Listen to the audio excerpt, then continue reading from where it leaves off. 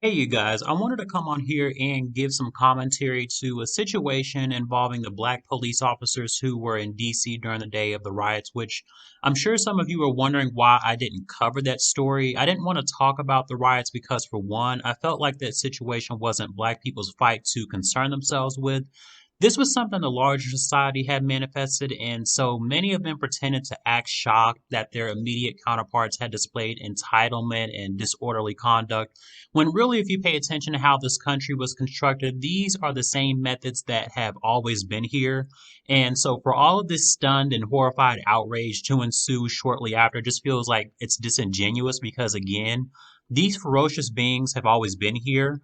I won't go too much into that because the basis of this video is to really talk about why I refuse to extend sympathy to these black police officers.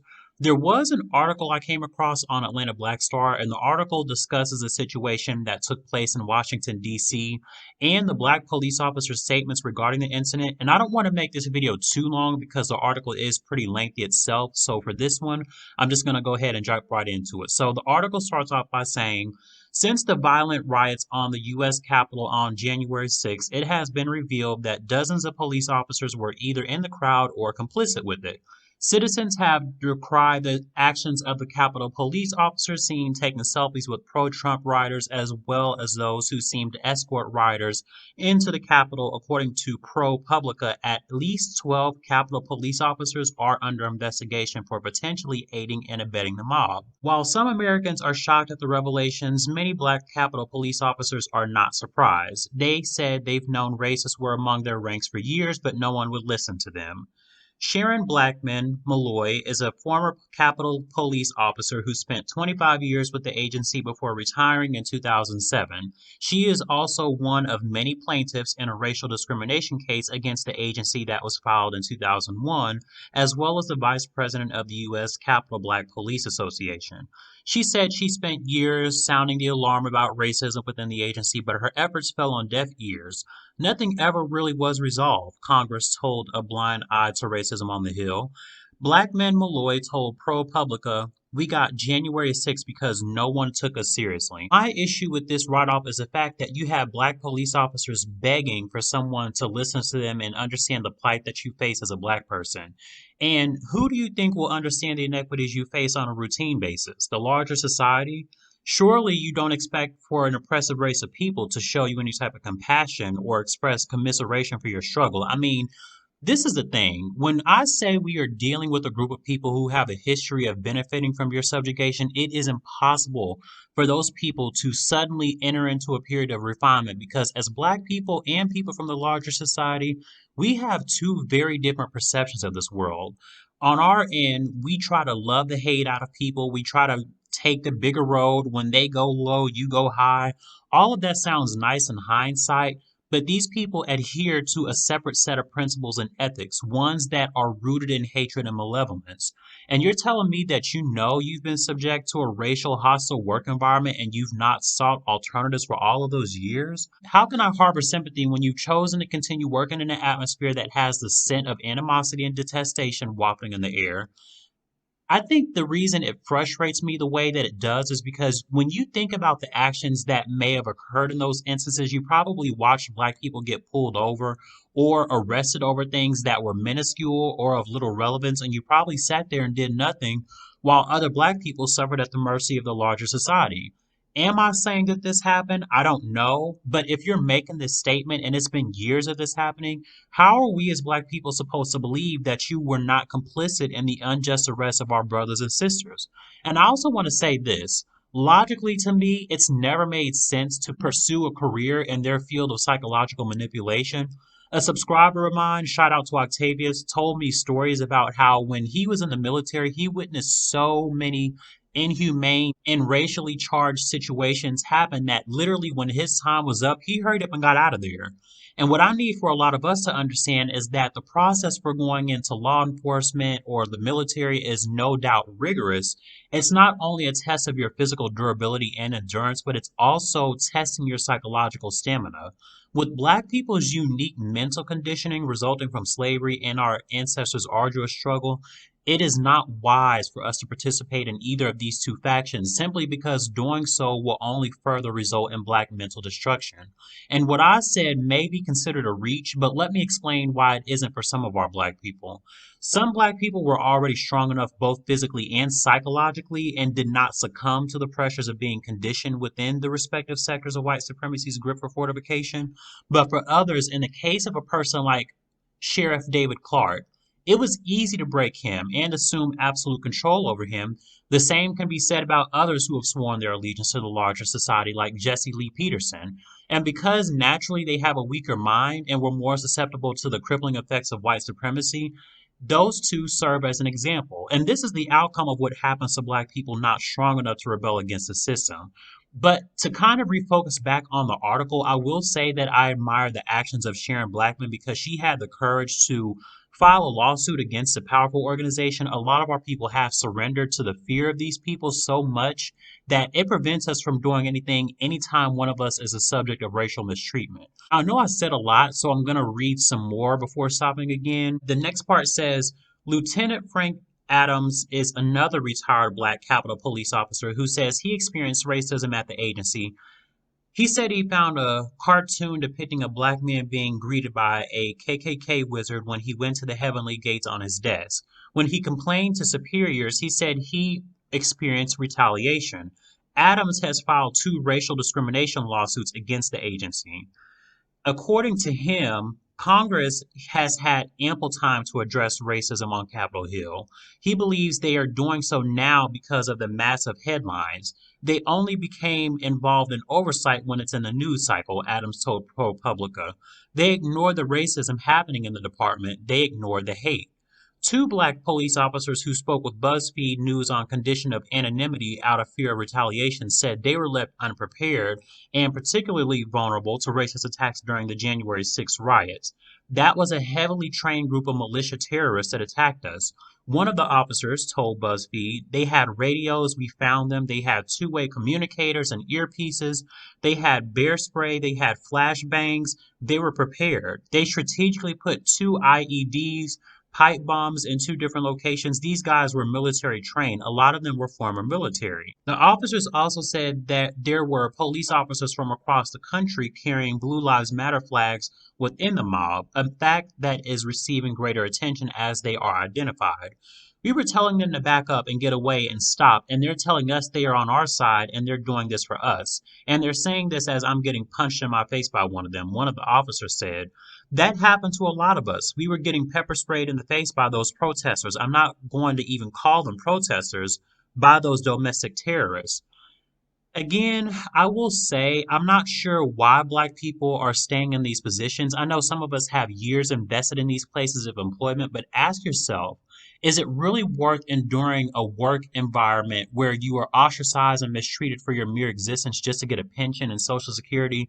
And to be honest, the government is working hard to make sure you don't even get your retirement. In a sense, you internalize these eviscerating remarks made by the larger society and you develop symptoms of a psychological breakdown, which is imminent when you stay in an area filled with discord and contention. And I want to make this clear as well. By no means am I attempting to discredit any of what these police officers are stating. I believe them 100%. And the situation had to be traumatizing coming face to face with barbarians whose sole intentions were basically to cause harm that day. But to reiterate, the part that I'm having trouble giving consideration to is the years of racism. It obviously didn't bother you that much if you continue to remain in the situation.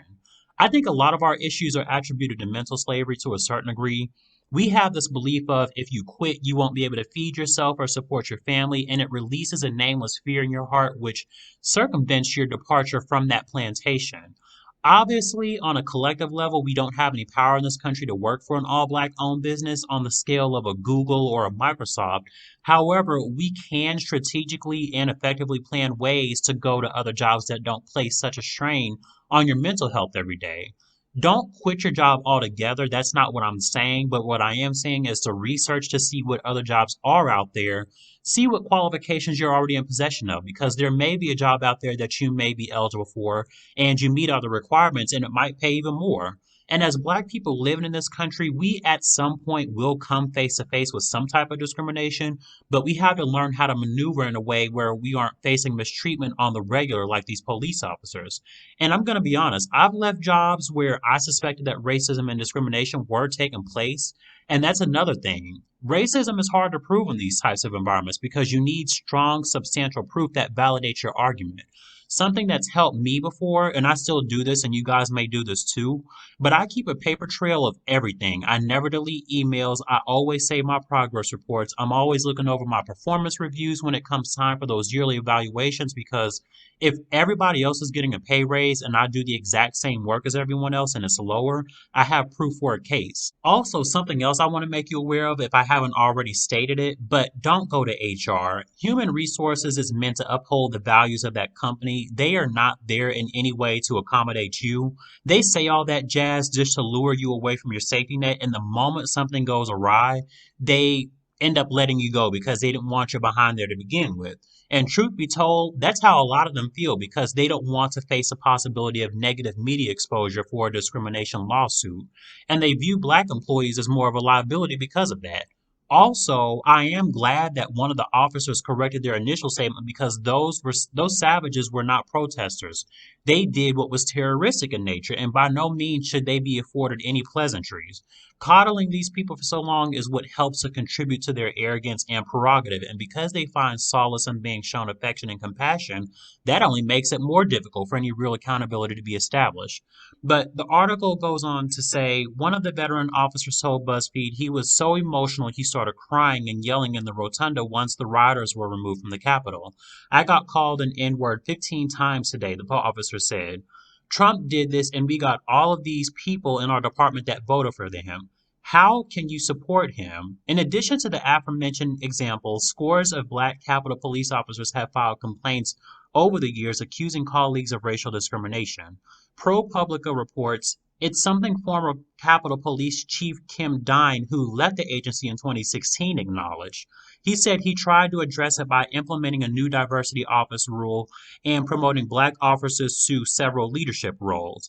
There is a problem with racism in this country in pretty much every establishment that exists, Dine told ProPublica. You can always do more in retrospect. Part of the article that annoys me is the part where he said Trump did this. I find that to be out of touch with reality and delusional and also evasive of what's been in front of us for centuries. Trump may have brought out the boldness in some individuals to overtly express reprobate behaviors, but the context irritates me because we are looking at it from the lens of people just now becoming racist the moment this man came into office. Racism is a concept that predates this man's presidency. It's existed throughout pretty much every single president that's ruled this country. And for everyone to have this appalled and surprised expression on their face and Joe Biden saying that this is not who we are, it's foolishness and nonsense because this is exactly who the larger society is. This is their history. They've always resorted to immoral and inhumane practices to ultimately get what they want. The only difference is that now America is pretending to act like it has a certain level of sympathy for Black people, and they're doing that to save face because really they could care less. If they actually had any type of sympathy, we would not be in the same conditions from the moment we arrived in this country. Then this other part about implementing diversity and all this, oh my God, that is not going to do anything. A person with racial purpose and intentions cannot simply be refined through a program or a curriculum. This behavior is so ingrained within their genetics that it's pretty much inherent, which makes sense because the system that they benefit from also grants them the ability to be in places of power that oppress Black people. We need to abandon this mindset of creating teachable moments and this diversity training. That crap does not work because for as long as it's been in the workplace, we still experience racism and discriminatory conduct. And this is why I believe that the only people who are confused about racism is Black people, because while many of us seem to be able to recognize it, we still have a deficiency in understanding the inner workings of it and why it is relentless in its pursuit of our destruction.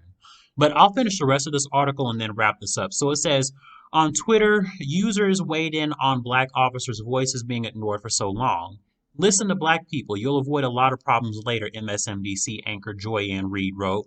There's a difference between not taking them seriously and not caring. I'm willing to bet they just didn't care, responded user at Alicia. One user summed up the sentiment of not only many black officers, but black Americans overall. It's tolerable when white supremacist police officers around the country are allowed to unjustly and regularly harass, murder only black people with impunity. However, it's no longer fun when these same officers begin compromising the security lives of everyone else. I made a prediction while this was going on, and I stated that a lot of symbolism was going to follow shortly after because I know how shit shows work. Typically, after events like this, everyone's general response to unfavorable situations and events is to say things like, oh, look at how black people feel. See what black people have to go through. So clearly, that should show black people that the larger society is more than aware of what you're facing. They understand it more than you do.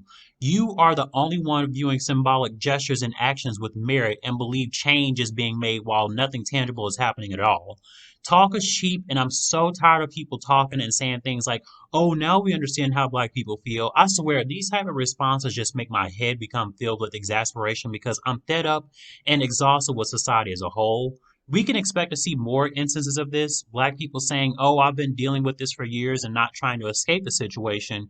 They find it cathartic to a degree, and some complacency had to have settled in for you to not take yourself out of the situation. You are not forced to stay in the situation, and it begs the question of why did you stay in a hostile work environment for so long as opposed to leaving?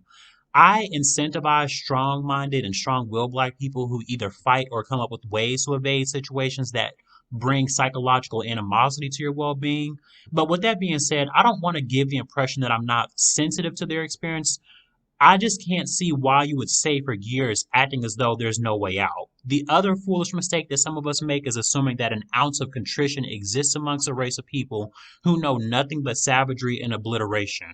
A lot of you might disagree, and that's okay. I like to play devil's advocate in these situations because sometimes things don't add up to me, and I learn to question what doesn't make sense. But let me know your thoughts on this. Do you feel sympathy for these black police officers, or do you find it questionable that they remain in a racial environment for so long, potentially witnessing other helpless black people being arrested and being subject to police brutality? Like, subscribe, and share this video, and I'll see you guys in the next one.